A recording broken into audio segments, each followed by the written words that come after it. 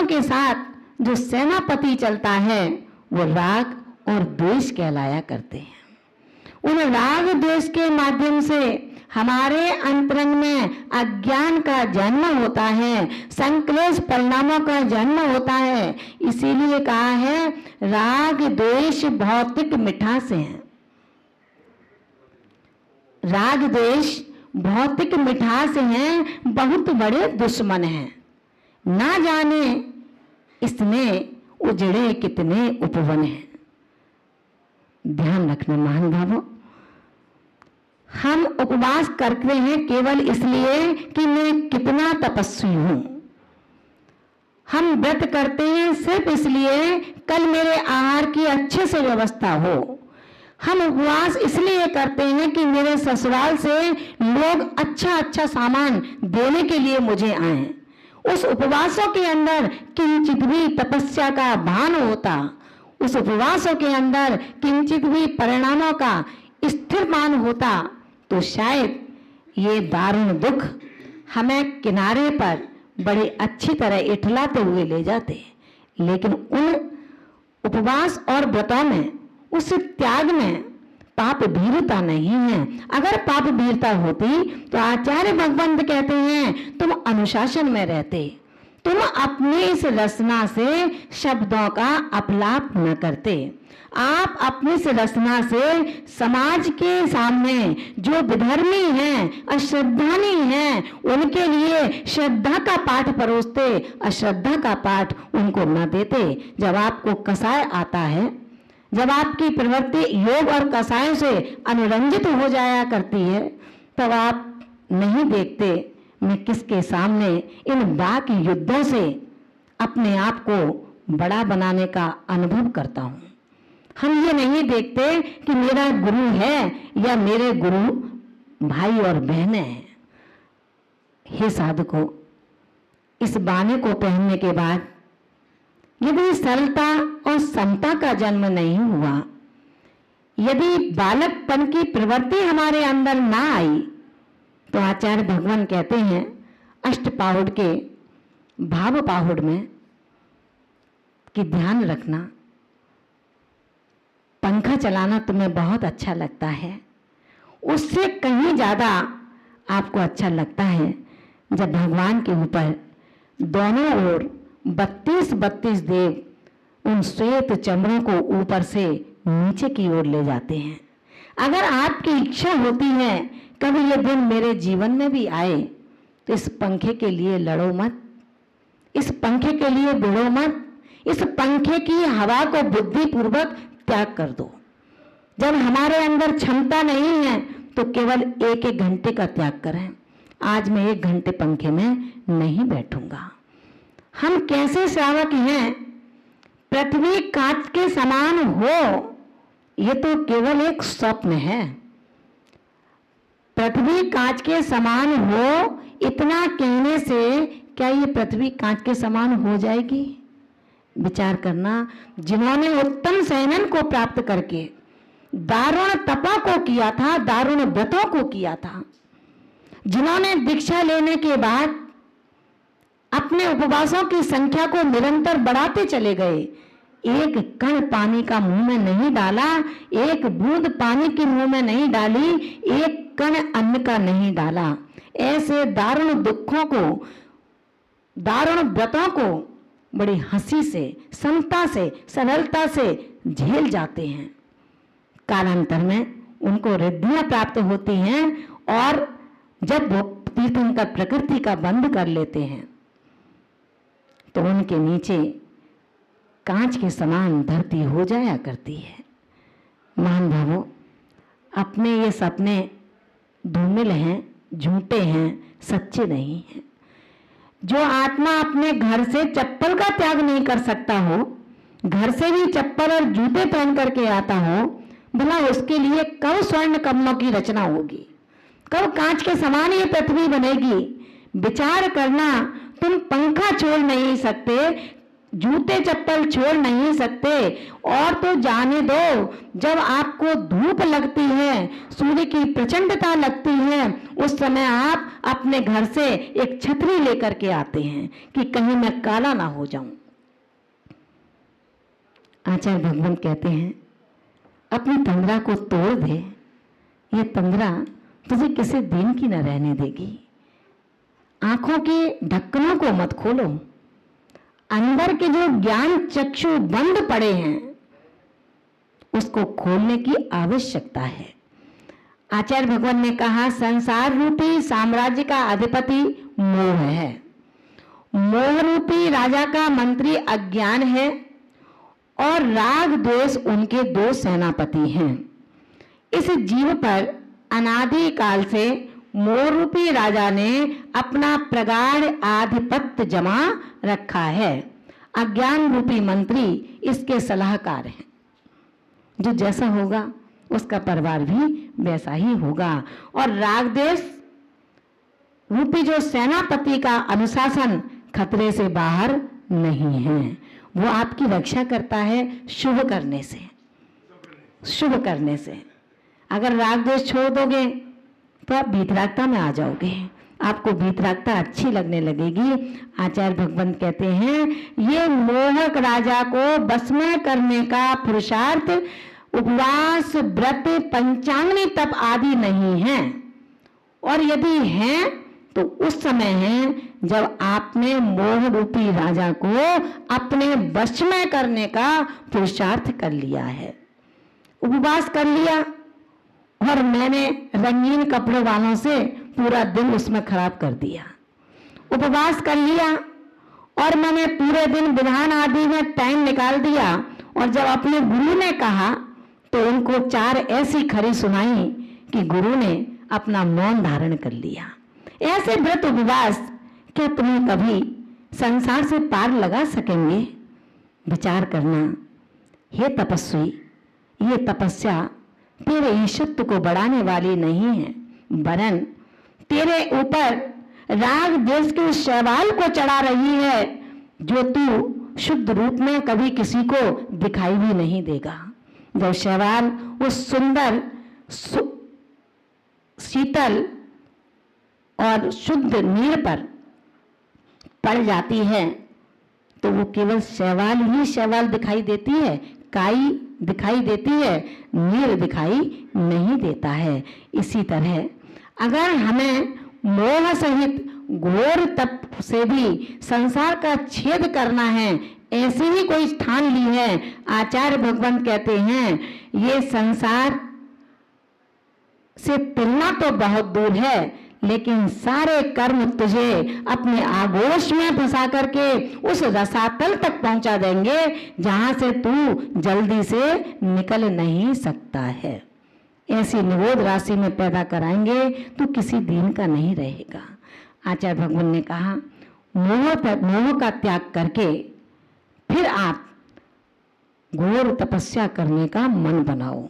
यदि तपस्या नहीं होती तो कोई परेशानी की बात नहीं है, लेकिन सहज बने रहो, साधारण बने रहो, बालक बद बने रहो, केवल गुरु की आज्ञा का पालन ही करते रहे तो भी आप द्वादशांग के पाठी कालांतर में बन ही जाएंगे। और आज मति और शुद्ध ज्ञान के पाठी बन जाएंगे। अभी अपन क्या समझते हैं कि हम मति ज्ञान शुद्ध ज्ञान के पाठी हैं, हमारे पास मति ज्ञान शुद्ध ज्ञान है, ये तो केवल सैंपल है। जब डॉक्टर के लिए कोई एक नई दवाई आती है, सैंपल में दे जाता है कि आप इसको देखो और इसका प्रचार करो।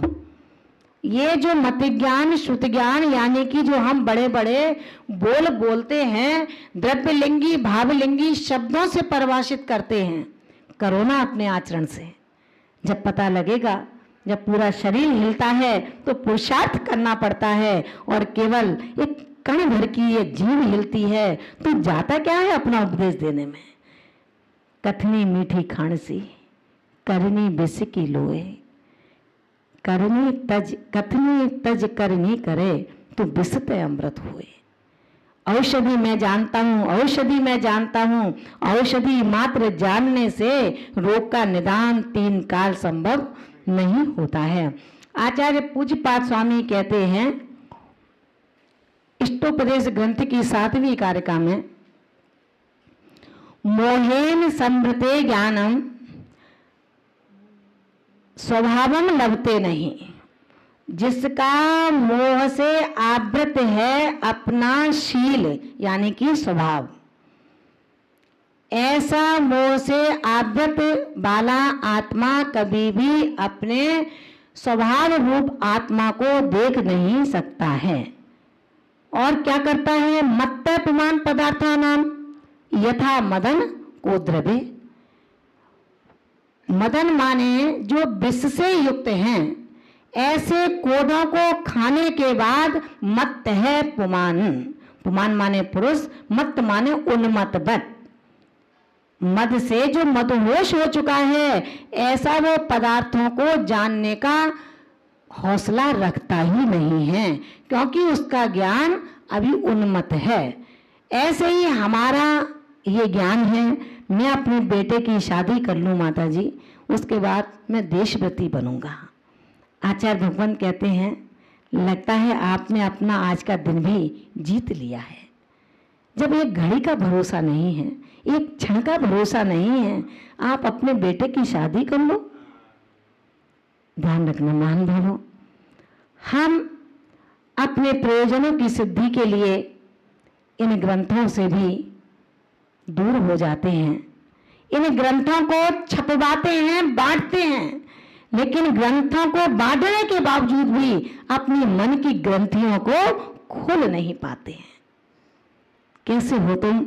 आचार्य भगवान कहते हैं, ध्यान रखना, अनेकों उपवास, व्रत, त्याग, एक रस, एक अनाज, ये सारी क्रियाएं तुझे केवल पाप के पाक में पगाने के कार्य हो रहे हैं, क्योंकि तेरे अंदर अभी राग को और द्वेष को, ममकार को, अहंकार को सिर चढ़े की तरह तू दम्भीला होकर के चलता है। अकड़ है तेरे अंदर। जिसके अंदर अकड़ होती है, आचार्य भगवंत कहते हैं, अकड़ किसकी पहचान है?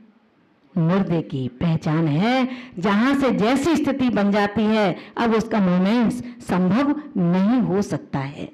आचार्य भगवान कहते हैं, मात्र भेष या लिंग से कभी कल्याण नहीं हो सकता है। बाहरी भेष आपके कल्याण का कारण नहीं हो सकता, वैसे बाहरी भेष ही अंतरंग भेष का कारण है। लेकिन कौन सा बाहरी भेष? आचार्य भगवान कहते हैं, धर्यौ बाहिर लिंगम परिहर्यौ बाहिरख सौख ही।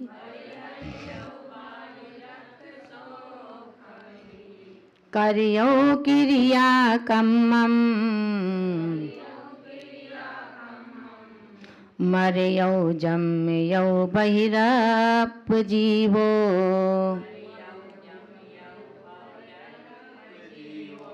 धर्यो बाहिर्लिंगम परिहर्यो बाहिरख सौखम ही।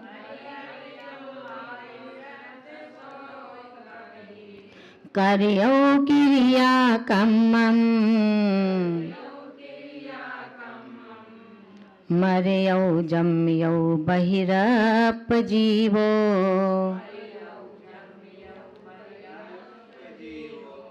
आचार्य भगवान कहते हैं, बहिरप जीवो, बहिरात्मा जीव, बाहिर लिंगम, बाह्य लिंग, बाह्य भेष मात्र को धर्यो धारण कर, बाह्य रखे सौखम, बाह्य जो इंद्रिय जन्य सुख को ही माने भी परिहरऊ छोड़कर क्रिया कम्मम, क्रिया कांड व्रताचरण आदि कर यऊ करता हुआ, जन्म यऊ मरेयु जन्म और मरण करता रहता है।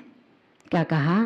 भैरात्मा जीव बाह्य लिंग को, बाह्य वेश को धारण करके इंद्रिय जन बाह्य सुख को भी जिसने छोड़ दिया है। क्रियाकांड व्रताचरण आदि करता हुआ जन्म मरण आदि करता रहता है। क्यों क्यों करता रहता है? क्योंकि उसने मोह का त्याग नहीं किया, राग द्वेष का त्याग नहीं किया। वैरात्मा जीव जो बाह्य लिंग, बाह्य वेश, द्रव्य लिंग, मुनि वेश, आर्यिका वेश, क्षुल्लक क्षुल्लिका, देशवती, त्यागी आदि नाना वेश धारण कर संसार के इंद्रिय सुख को भी छोड़ देता है, लेकिन बाह्य क्रिया कांडों से, घोर बाह्य तपों के माध्यम से कठिन व्रताचरण आदि करता हुआ भी जन्म मरण करता रहता है, संसार से उत्तीर्ण नहीं हो पाता है, अपने अगले भव का स्थानांतरण का प्रमोशन प्राप्त नहीं कर पाता है। स्वर्ग के सुखों को भी प्राप्त कर लेता है तो वहां पर राग द्वेष की चिंतितता में क्या करता है? एक इंद्रिय का बंध कर लेता है। इसलिए प्रमोशन हुआ या डिमोशन हुआ? डिमोशन हुआ। आचार्य भगवंत कहते हैं बिना सम्यक दर्शन के, आत्मा अनात्मा के ज्ञान से शून्य जीव बहिरात्मा है। जो अपनी आत्मा को नहीं जान पाया, जो अपने स्वरूप को नहीं समझ पाया, जो अपनी सत्य स्थिति का जिसने समझने का पुरुषार्थ ही नहीं किया है, बहिरात्मा जीव ख्याति, पूजा, लाभ व भोगों के निमित्त वर्तमान में प्राप्त इंद्रिय सुखों को छोड़कर बाह्य वेश धारण कर बाह्य क्रिया कांडों में रत हो बाह्य तप तपता रहता है और उन व्रतों का आचरण भी करता है, फिर भी जन्म और मरण से दुखों से छूट नहीं पाता। कारण कि दुविधा में दोनों ही चले जाते हैं, ना माया मिल पाती है और ना राम मिल पाते हैं। कोशिश ये की थी, घर इसलिए छोड़ा था कि मैं घर इसलिए छोड़ता हूं कि मैं व्रतों को धारण करके संयम की साधना की वेदी पर विराजित हो जाऊंगा। लेकिन यहां आकर के छोटा घर छोड़ा, बड़ा घर मिल गया। वहां सीमित परिवारी जन थे, माता पिता थे, किसी के 2, किसी के 4, किसी के 10, किसी के 12 भाई बहन थे। और यहाँ पर पूरा संसार उसका माता पिता और भाई बहन बन जाता है। आचार्य भगवंत कहते हैं कि वे चेतन, तूने अपना उस छोटे घर को छोड़ करके बड़ा घर बना लिया है। उस बड़े घर में तू इतना रम गया, तुझे याद नहीं है कि मैं इस देह के जितने भी संबंध थे उनको छोड़ करके इसलिए आया था कि मैं अपनी आत्मा का कल्याण करूंगा।